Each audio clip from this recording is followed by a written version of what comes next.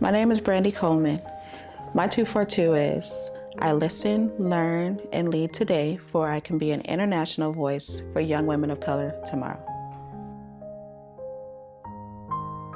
It's really important to me because I feel that young women of color, especially today, need a lot of role models.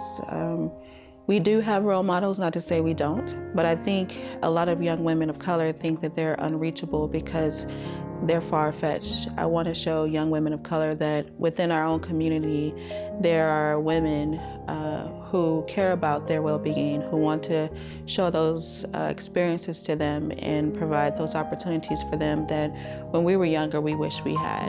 A lot of my role models were people like my mom, my aunts, my grandparents, but outside of the family spectrum, I would say I'm really leaning on my teachers that I had, and that's one reason why I decided to become a teacher.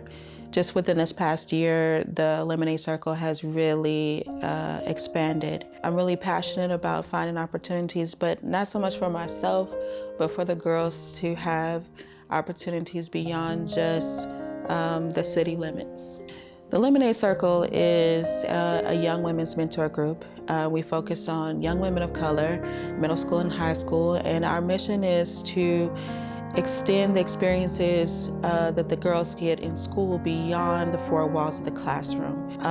Lemonade stands for ladies leading by example, excelling beyond the status quo, mentoring other women behind them, overcoming adversity,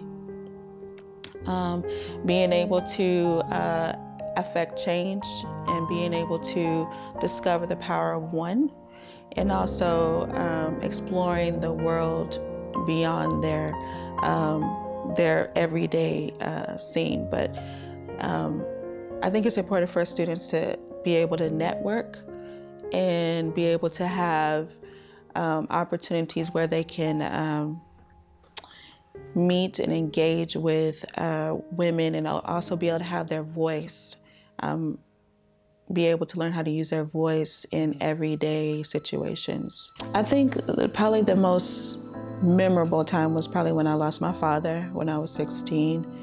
That was a really hard time for me. I was going into my junior year of high school. And so I really was looking for somebody to say it was gonna be okay, besides my mom. And then also being able to show me that if I'm going to get to the next point, I'm going to have certain skill sets to get beyond my obstacle at the time. It weighed heavy on me because I was always a good student, but at that point I didn't have a desire to go to school anymore. I told my mom that summer I wasn't going to go back to school because I lost something important to me. And it was only through, I would say, God, the Lord, to help me realize that my dad wouldn't want me to give up on going back to school. And so I really tried to do my very best then, but I really feel like if I would have had an additional voice besides my mom, kind of being there to guide me through that whole process, I think I would have been better off. I started going to counseling and looking for different things, and I didn't always feel comfortable with that. And so I would think it would have been better if I had a mentor. It's been 25 years this year since I lost my father. I was very much a daddy's girl. It's only me and my brother. And so not having my dad, just like what they say a lot of, in a lot of research, that, fathers play an important role in girls' lives. So I think that me not having my dad has made me grow up. I grew up fast, had to grow up fast. I was the oldest, so I had to do that. But it's also kind of motivated me to kind of keep going, because I know, like I said, he wouldn't want me to give up. But this year in particular was really hard for me on his anniversary of his death. because I felt like I was missing that father figure. And so it was a really hard year, more than any other year in the last 25 years, besides at the very beginning, that I felt like I needed. I wished he was here more than before. The idea of being tired of being tired, or sick and tired of being sick and tired is what I usually say. Unfortunately, I feel like that has become the norm for me. I'm trying to do better and learn that I have to take care of myself. That self-care is really important especially when you are trying to make a difference in the community beyond your 9 to 5. But because it's not your 9 to 5, you're doing it after 5. And so that, interferes with family and things like that. And my husband and I, we've been married for going on 3 years this year. And he's super supportive.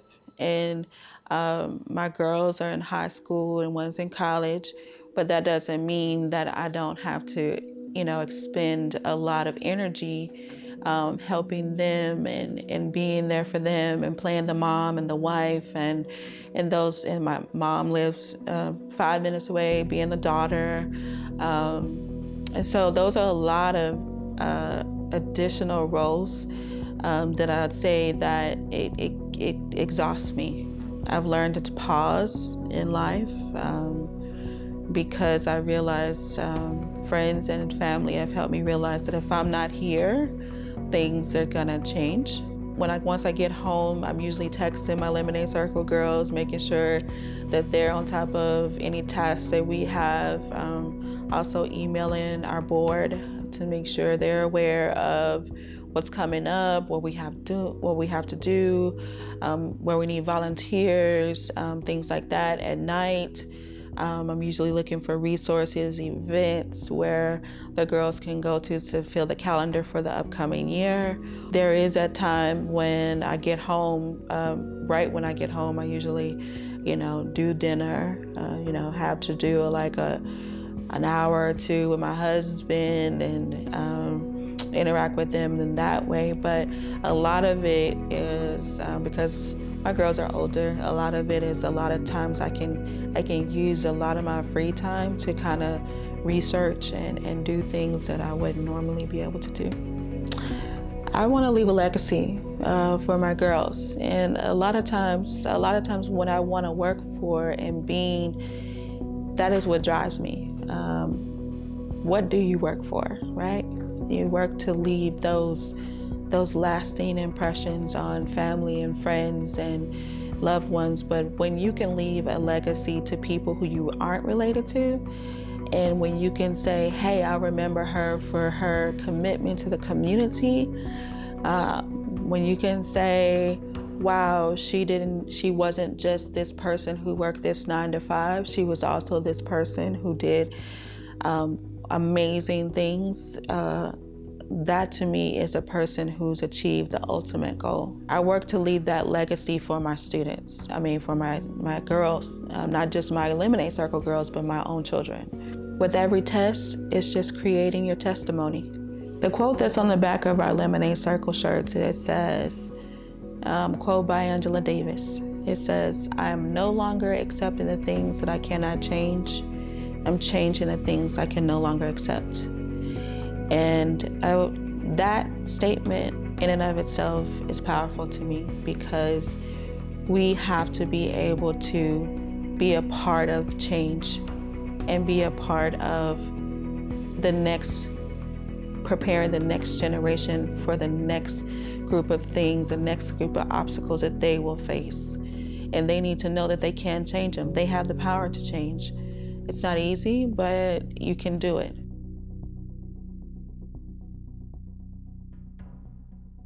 What are you working for?